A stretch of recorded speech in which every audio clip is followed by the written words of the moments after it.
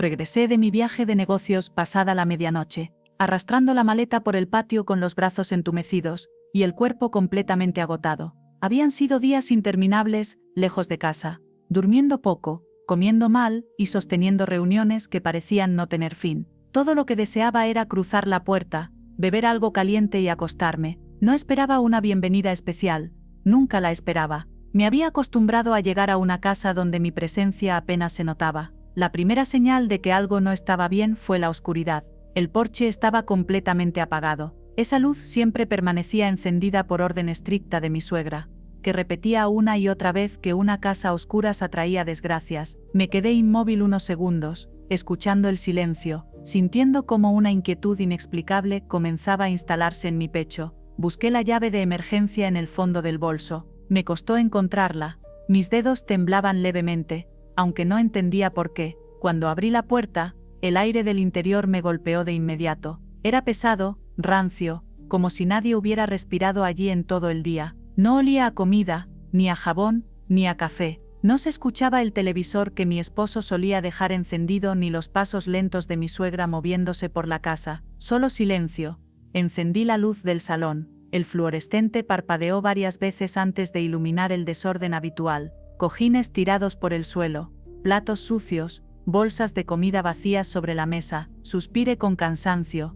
Aquella escena no era nueva para mí. Siempre que viajaba por trabajo regresaba a una casa descuidada. Yo limpiaba, yo recogía, yo callaba, pero esa noche había algo distinto. No había voces, no había movimiento, no había vida. Llamé a mi esposo con voz cansada, esperando escucharlo desde alguna habitación. No hubo respuesta. Llamé a mi suegra. El silencio fue absoluto. Sentí como el corazón comenzaba a latirme con fuerza, como si algo dentro de mí intentara advertirme de un peligro que aún no podía ver. Me dirigí a la cocina con pasos lentos. La mesa estaba completamente despejada, excepto por una hoja de papel blanco sujetada con un salero. Me acerqué despacio. Reconocí al instante la letra descuidada de mi esposo y la escritura rígida de mi suegra. Antes incluso de leer, supe que no iba a gustarme lo que decía. Leí la nota. Decía que se habían ido de vacaciones, que necesitaban despejarse, que no los molestara, y que me encargara de la vieja. Sentí un vacío profundo en el estómago. Arrugué el papel con tanta fuerza que me dolieron los dedos. La vieja, así llamaban a la abuela de mi esposo, una anciana paralizada por un derrame cerebral,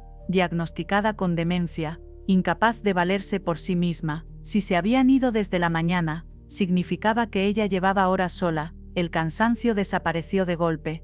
El miedo lo reemplazó todo. Corrí hacia la habitación del fondo, la más pequeña y oscura de la casa. La puerta estaba cerrada. Al abrirla, un olor insoportable me golpeó el rostro. Orina, humedad, abandono. La habitación no tenía ventilación, solo un catre viejo, una cómoda de plástico y paredes manchadas por el paso del tiempo. Sobre el colchón amarillento yacía la abuela. Tenía los ojos cerrados y respiraba con dificultad. Su piel estaba seca, fría, casi transparente. Parecía más liviana de lo que recordaba, como si la vida se le estuviera escapando lentamente. Me arrodillé junto a ella y le tomé la mano. Estaba helada. Sentí como algo se rompía dentro de mí. ¿Cómo podían ser tan crueles? ¿Cómo podían abandonar así a alguien indefenso? Corrí a la cocina, llené un vaso con agua tibia y regresé con una cuchara. Le di pequeños sorbos con extremo cuidado. Tosió débilmente, pero logró tragar. Seguí dándole agua, una y otra vez, mientras las lágrimas me nublaban la vista. Luego la limpié con una toalla húmeda.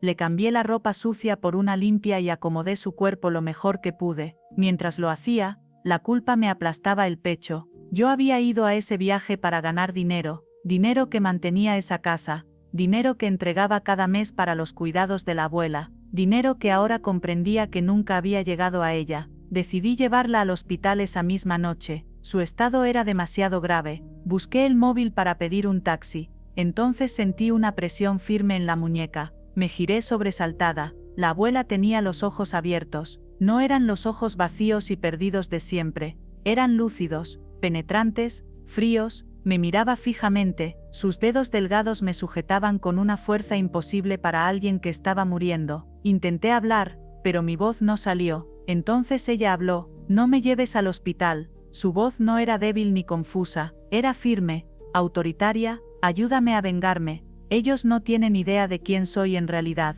Un escalofrío recorrió todo mi cuerpo. En ese instante supe que aquella noche no solo había regresado a casa, había entrado en una verdad enterrada durante años. Me quedé inmóvil, con la muñeca aún atrapada entre los dedos huesudos de la abuela. Mi corazón golpeaba con fuerza dentro del pecho y durante unos segundos no fui capaz de pensar con claridad. Aquella mujer que había cuidado durante años, a la que todos llamaban senil, me miraba ahora con una lucidez que me resultaba aterradora. Le pregunté si estaba consciente de verdad, o si yo estaba imaginando todo por el cansancio. Mi voz salió temblorosa. La abuela no respondió de inmediato, su mirada seguía fija en mí, como si me estuviera evaluando, midiendo mi alma. Entonces me ordenó que cerrara la puerta con llave y corriera bien las cortinas. No levantó la voz, no necesitó hacerlo, había una autoridad tan absoluta en su tono que obedecí sin pensar. Cerré la puerta, pasé el pestillo y corrí las cortinas hasta que la habitación quedó sumida en una penumbra sofocante. Sentí miedo,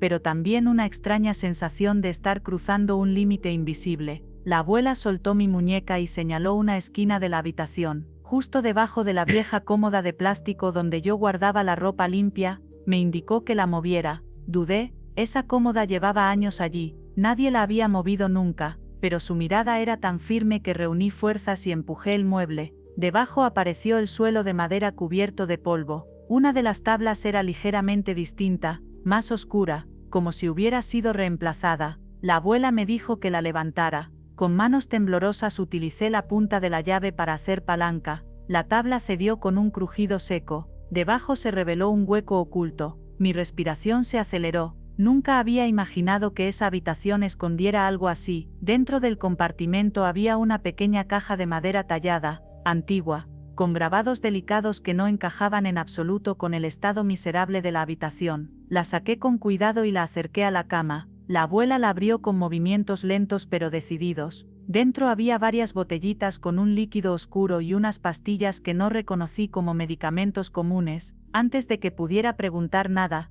tomó una de las botellas y bebió su contenido de un solo trago. Sentí pánico, pensé que estaba empeorando su estado, pero ocurrió lo contrario. Cerró los ojos durante unos minutos, su respiración se volvió profunda, regular, el color empezó a regresar a su rostro. Cuando volvió a abrir los ojos se incorporó lentamente por sí sola. Yo intenté ayudarla, pero levantó la mano indicándome que no lo hiciera. Se sentó erguida sobre el colchón. Su postura había cambiado por completo, ya no parecía una anciana frágil. Había algo imponente en la forma en que sostenía la espalda, y en cómo me miraba desde arriba. Entonces empezó a hablar, su voz era clara, ordenada, sin rastros de confusión. Me dijo que durante años había fingido demencia y debilidad, que había observado en silencio a su familia, que necesitaba saber quién era sincero y quién solo esperaba su muerte para quedarse con lo que creían que les pertenecía. Sentí cómo el suelo desaparecía bajo mis pies.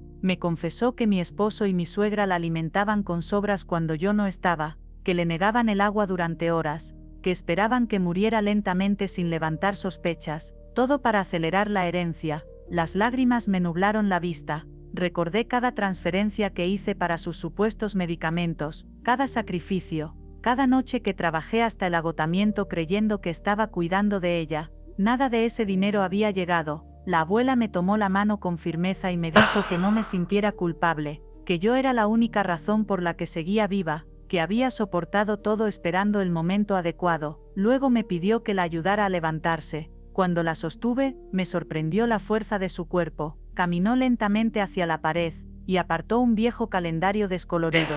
Presionó un punto oculto. Escuché un ruido mecánico suave. Ante mis ojos, una parte de la pared se deslizó. Detrás apareció una habitación secreta. Entré con cautela. El contraste era brutal. Aire fresco, luces suaves, pantallas encendidas, monitores que mostraban cada rincón de la casa, grabaciones, audio. Todo estaba allí. La abuela se sentó frente a los monitores como si fuera su lugar natural. Me miró y dijo que había llegado el momento de ver la verdad, y supe, en ese instante, que mi esposo y mi suegra jamás imaginaron con quién estaban jugando. Entré lentamente en la habitación secreta, sintiendo que cada paso me alejaba de la vida que había conocido hasta ese momento. El contraste con la casa era tan brutal que me costaba creer que aquel lugar existiera detrás de una pared sucia y descuidada. El aire era fresco, limpio, controlado, las pantallas iluminaban la estancia con un brillo azul que hacía que todo pareciera irreal. En los monitores se veía cada rincón de la casa, el salón, la cocina, el pasillo, incluso el patio delantero. Había cámaras en lugares que jamás habría imaginado, micrófonos, archivos organizados por fechas. La abuela no había estado indefensa ni un solo día. Me sentí mareada. Me apoyé en una de las mesas mientras intentaba asimilarlo todo. La abuela se sentó frente a los monitores con absoluta naturalidad. Sus manos se movían con soltura sobre el teclado. Ya no era una anciana abandonada. Era alguien acostumbrado a mandar. Me dijo que durante años había observado cada movimiento de mi esposo y de mi suegra, que sabía exactamente cuándo fingían preocupación delante de mí y cuándo mostraban su verdadero rostro en mi ausencia, que había grabado cada insulto, cada empujón, cada día que le negaron comida y agua. Con un gesto seco, activó una de las grabaciones. En la pantalla, apareció el salón una mañana cualquiera. Yo no estaba. Mi suegra estaba sentada comiendo tranquilamente. La abuela aparecía en una esquina, en su silla, inmóvil. De repente, mi suegra se levantaba con gesto de fastidio, se acercaba y empujaba la silla con violencia, la insultaba, se quejaba de que era una carga inútil. Sentí náuseas. La grabación cambió, ahora aparecía mi esposo. Entraba acompañado de una mujer joven. Reían, se besaban, hablaban de mí como si no fuera nada, como si yo fuera solo una fuente de dinero. Escuché cómo decía que me necesitaba solo hasta que la vieja muriera, que después me echaría de la casa, que yo era una estúpida sumisa. Me llevé la mano a la boca para no gritar. Cada palabra era una puñalada. La abuela pausó el video. Me miró con una mezcla de dureza y compasión. Me dijo que había esperado años para ese momento, que necesitaba a alguien honesto a su lado para ejecutar el final, y que esa persona era yo. Me explicó que mi esposo no trabajaba por mérito propio, que su puesto existía solo porque ella lo había permitido, que cada lujo, cada viaje, cada capricho había sido financiado indirectamente por ella y directamente por mí. Todo se me cayó encima. Recordé cada noche que llegué agotada del trabajo mientras ellos dormían, cada humillación, cada silencio tragado para evitar problemas. La rabia empezó a reemplazar al dolor. La abuela me dijo que no quería una venganza impulsiva, quería justicia, quería que sintieran exactamente lo que ella había sentido: abandono, miedo, pérdida total de control. Me preguntó si estaba dispuesta. No dudé, asentí. Entonces me explicó el plan, paso a paso, con una frialdad que me estremecía y al mismo tiempo me daba una extraña sensación de seguridad. Nada sería inmediato, todo sería progresivo, silencioso, legal. Primero cortarían el dinero, después el estatus, luego la identidad. Al final no les quedaría nada a lo que aferrarse. Me dijo que yo debía seguir fingiendo normalidad, que no debía mostrar cambios, que debía convertirme en la versión más tranquila de mí misma. Mientras tanto, ella activaría a su equipo, como si respondiera a sus pensamientos. El timbre interno de la sala sonó. La abuela miró el reloj y dijo que el primer invitado estaba llegando. Pulsó un botón. La cámara del patio mostró un coche negro elegante estacionándose frente a la casa. Un hombre trajeado bajó del vehículo con un maletín en la mano. Detrás de él, dos hombres corpulentos permanecieron de pie, vigilantes. La abuela sonrió. Me dijo su nombre. Era su abogado personal, el hombre que había protegido su imperio durante décadas. En ese instante comprendí la magnitud de lo que estaba a punto de suceder. Mi esposo y mi suegra no habían abandonado a una anciana indefensa, habían despertado a alguien que jamás debieron subestimar, y yo ya no era la mujer que esperaba su regreso con miedo, era parte del plan. La llegada del abogado marcó un antes y un después. Desde ese momento nada volvió a ser improvisado. Todo pasó a ejecutarse con una precisión que me resultaba casi inquietante. El hombre entró en la casa con paso firme, sin mirar a su alrededor, como si conociera aquel lugar desde siempre. Se inclinó ligeramente ante la abuela, con un respeto que jamás había visto en mi esposo ni en mi suegra. Yo observaba en silencio, tratando de asimilar que la anciana, a la que había bañado, alimentado y consolado durante años, no era quien todos creían. Allí, sentada, con la luz de los monitores reflejándose en su rostro, parecía otra persona, no una víctima, una estratega. El abogado abrió su maletín y empezó a sacar documentos, carpetas perfectamente ordenadas, contratos, escrituras, informes bancarios. Me explicó con calma que la mayoría de los bienes que mi esposo y mi suegra creían suyos nunca les habían pertenecido. Todo estaba protegido legalmente. Todo había sido previsto con años de antelación. La abuela me miró fijamente y me dijo que el primer paso sería no hacer nada visible, que el error más común de quien ha sido traicionado es reaccionar demasiado pronto. Yo debía seguir siendo la misma Rosa de siempre, callada, responsable, predecible, la mujer a la que nadie teme ni respeta. Mientras tanto, el plan avanzaría en silencio. Esa misma noche comenzaron los primeros movimientos, cancelaciones discretas, ajustes administrativos, cambios que mi esposo no notaría de inmediato porque nunca se ocupaba de nada importante. Yo observaba desde la distancia cómo cada hilo empezaba a tensarse alrededor de ellos sin que se dieran cuenta.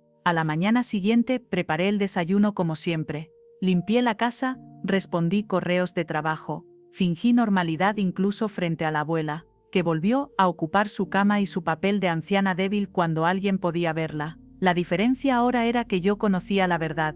Cada gesto fingido me recordaba que estaba actuando para sobrevivir. Horas después llegó el primer mensaje de mi esposo. No preguntaba por mí, preguntaba por el dinero. Decía que su tarjeta no funcionaba correctamente, que debía ser un error del banco. Respondí con calma, le dije que lo revisaría más tarde. No hice nada. Ese mismo día llegó otro mensaje. Más nervioso, me dijo que estaba en un restaurante caro y que el pago había sido rechazado delante de todos. Imaginé su cara, imaginé las miradas ajenas, sentí una mezcla de vértigo y justicia. Pensé en la abuela sola en aquella habitación oscura. Pensé en mí limpiando su abandono durante años. No respondí de inmediato. Por la noche la llamada llegó acompañada de gritos. Mi esposo estaba furioso. Me acusaba de sabotearlo, de humillarlo. Mi suegra tomó el teléfono y empezó a insultarme como siempre. Pero había algo distinto en su voz. Ya no era desprecio, era miedo. Yo hablé despacio, sin elevar el tono, les dije que no sabía qué pasaba, que quizá el banco estaba haciendo revisiones, que al día siguiente se aclararía todo. Colgué sin despedirme. Durante los días siguientes su mundo comenzó a desmoronarse lentamente, suscripciones canceladas, servicios suspendidos, invitaciones que desaparecían, personas que dejaban de responder mensajes. El estatus social que tanto cuidaban empezó a erosionarse sin que supieran a quién culpar. Mi suegra comenzó a vigilarme, me observaba con ojos cargados de sospecha, intentaba provocarme con comentarios hirientes para hacerme reaccionar. Yo seguía igual, tranquila, sumisa, invisible. Por dentro, cada silencio era una victoria. La abuela lo observaba todo desde las pantallas, me corregía cuando hacía falta, me enseñaba a no precipitarme, me decía que la caída debía ser lenta para que doliera de verdad, que el miedo prolongado destruye más que cualquier golpe. Una tarde escuché a mi suegra llorar en su habitación, no un llanto fingido, uno real, el tipo de llanto que aparece cuando el dinero deja de protegerte. No sentí compasión, sentí claridad. Esa noche el abogado volvió con más documentos, me explicó que el siguiente paso sería definitivo. La casa, el lugar donde habían creído ser dueños absolutos durante años. Me mostró las escrituras. El nombre que figuraba no era el de mi esposo, tampoco el de mi suegra, era el de la abuela, siempre lo había sido. Sentí como algo se acomodaba dentro de mí, todo el abuso, toda la arrogancia, toda la humillación, construida sobre una mentira. La abuela me miró con una serenidad inquietante, y me dijo que pronto regresarían de sus vacaciones, que esa noche debía estar preparada, que vería el verdadero rostro del terror en quienes se creían intocables. Me pidió algo más, que cuando regresaran no gritara, no llorara, no explicara nada, que dejara que la verdad los aplastara sola. Asentí. Esa noche me acosté sin poder dormir, no por miedo, por anticipación. Sabía que el momento estaba muy cerca, y cuando llegara, ya no habría marcha atrás.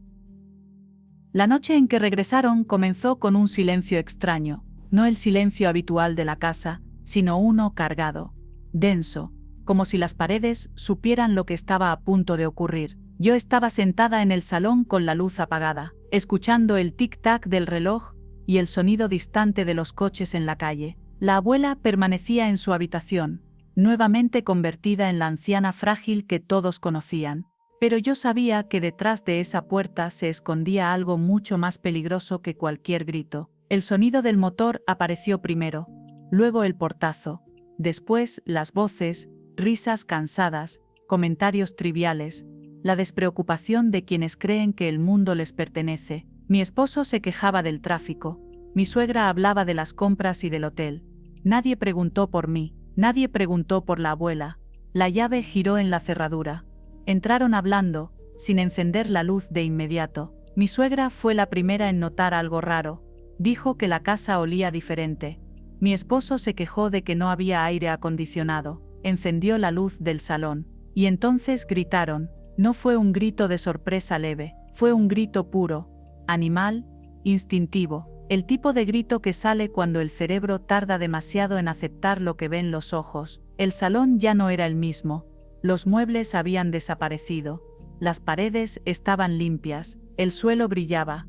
No quedaba rastro de su desorden ni de su dominio. Yo estaba sentada en una silla, recta, tranquila, con las manos sobre el regazo. Vestía ropa sencilla pero limpia y firme, como si aquel lugar siempre me hubiera pertenecido. Mi suegra dio un paso atrás. Mi esposo miró alrededor buscando una explicación lógica que no existía. Entonces escucharon la voz. La abuela salió lentamente de su habitación, apoyada en su bastón. Su espalda estaba erguida, su mirada clara, no había rastro de debilidad. Cada paso resonaba como un juicio. Mi suegra se quedó paralizada. Mi esposo abrió la boca varias veces sin lograr decir nada. La abuela se detuvo en medio del salón y los miró con una calma aterradora. No levantó la voz, no necesitó hacerlo. Les dijo que se sentaran. Ninguno obedeció. El miedo les había robado la capacidad de reaccionar. Fue entonces cuando apareció el abogado. Entró por la puerta lateral como si siempre hubiera estado allí. Colocó una carpeta gruesa sobre la mesa y comenzó a hablar con un tono neutral, profesional, implacable. Les explicó quién era realmente la abuela, les explicó de quién era la casa, les explicó por qué las cuentas habían sido congeladas, les explicó que todo había terminado. Mi suegra cayó al suelo llorando. No lloraba por la abuela, lloraba por el dinero. Mi esposo intentó gritarme, me llamó traidora, me llamó manipuladora, me culpó de todo como siempre. Yo me levanté. Por primera vez en años lo miré sin miedo. Le dije que no me gritara, que ya no tenía derecho. Le dije que había soportado demasiado, que había limpiado su abandono, que había cuidado a quien él intentó matar lentamente. Le dije que la mujer débil que él despreciaba había sido la única decente en esa casa. Intentó acercarse a mí. 2 hombres aparecieron detrás del abogado y lo detuvieron sin esfuerzo. El terror en su rostro fue algo que jamás olvidaré. La abuela habló entonces por última vez esa noche. Les dijo que podían irse, que no se llevaran nada, que la policía ya había sido informada, que las consecuencias llegarían solas. Mi suegra intentó suplicar, intentó abrazarla. La abuela se apartó. Les abrí la puerta, salieron sin mirar atrás, sin dinero, sin casa, sin poder. Cuando la puerta se cerró, el silencio volvió, pero esta vez era distinto. Era liviano, limpio, real. Me senté en el suelo y lloré, no de tristeza, de liberación. La abuela se acercó y puso su mano sobre la mía. Me dijo que ahora empezaba mi vida de verdad, que ya no debía fingir, que nunca más sería invisible. Esa noche dormí sin miedo por primera vez en muchos años, y supe que jamás volvería a permitir que nadie me hiciera sentir pequeña. La mañana siguiente amaneció con una claridad engañosa.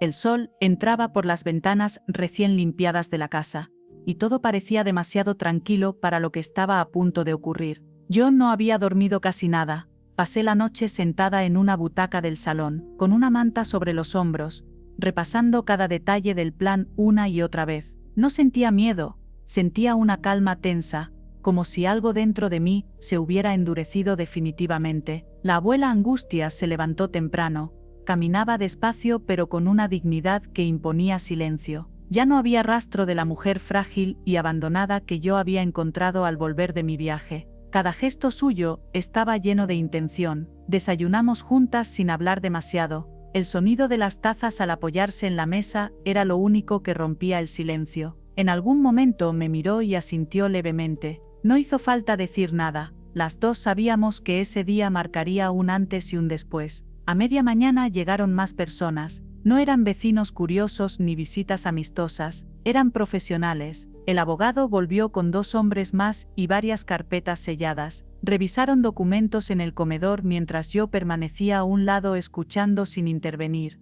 Cada palabra que pronunciaban confirmaba algo que hasta entonces solo intuía. La casa nunca había sido de mi esposo. Las cuentas no estaban a su nombre. Nada de lo que él presumía le pertenecía realmente. Todo ese poder que había usado para humillarme se sostenía sobre una mentira. Mientras ellos trabajaban yo recorrí la casa, me detuve frente a la habitación que había sido mía durante años. Allí había llorado en silencio. Allí había aguantado desprecios y órdenes. Abrí el armario y vi la ropa que había dejado atrás. Me di cuenta de que ya no sentía apego por nada de eso. No era nostalgia, era liberación. Al mediodía sonó mi teléfono. Era un mensaje de mi esposo. Escribía con ligereza como si nada hubiera pasado. Preguntaba si todo estaba bien, si la vieja seguía igual, si ya había hecho la comida. Leí el mensaje varias veces y sentí algo extraño. No rabia, no tristeza, solo una certeza absoluta de que ya no tenía ningún poder sobre mí. Respondí con pocas palabras, le dije que no se preocupara, que yo me estaba encargando de todo. Por la tarde el ambiente en la casa cambió. Todo estaba preparado. Las luces nuevas daban una sensación distinta al espacio. No era ostentación, era autoridad. La abuela se sentó en el sillón principal del salón y me pidió que me sentara a su lado. Me tomó la mano con fuerza y me dijo que pase lo que pase esa noche no debía dudar, que la gente como ellos solo entiende cuando pierde el control. Yo asentí. En mi interior recordé cada insulto, cada vez que me llamaron inútil, cada vez que me hicieron sentir pequeña. No para llenarme de odio sino para no olvidar por qué estaba allí. Cayó la noche lentamente, las sombras se alargaron en el patio. Yo apagué algunas luces dejando solo las necesarias. El silencio volvió a instalarse como una advertencia. Sabíamos que regresarían tarde, siempre lo hacían. Poco después de las 10 escuché el sonido de un coche acercándose. Mi corazón comenzó a latir más fuerte pero mi rostro permaneció sereno. La abuela no se movió, solo cerró los ojos un instante y respiró hondo. Las voces llegaron primero, risas, comentarios banales. La seguridad con la que hablaban me resultó casi ofensiva. Entraron sin sospechar nada. Cuando la puerta se abrió por completo y la luz inundó el salón sentí como el aire se volvía pesado. Los vi quedarse inmóviles. Vi el terror en sus ojos. Vi cómo todo lo que creían sólido se derrumbaba en un segundo. En ese instante comprendí algo muy claro. La verdadera venganza no es gritar ni golpear, es mostrar la verdad cuando ya no pueden huir de ella. Yo me levanté despacio y di un paso al frente. Por primera vez en años no bajé la mirada, no pedí permiso, no expliqué nada, solo los miré y supe que la historia había cambiado para siempre, y mi vida ya no volvería a ser la misma.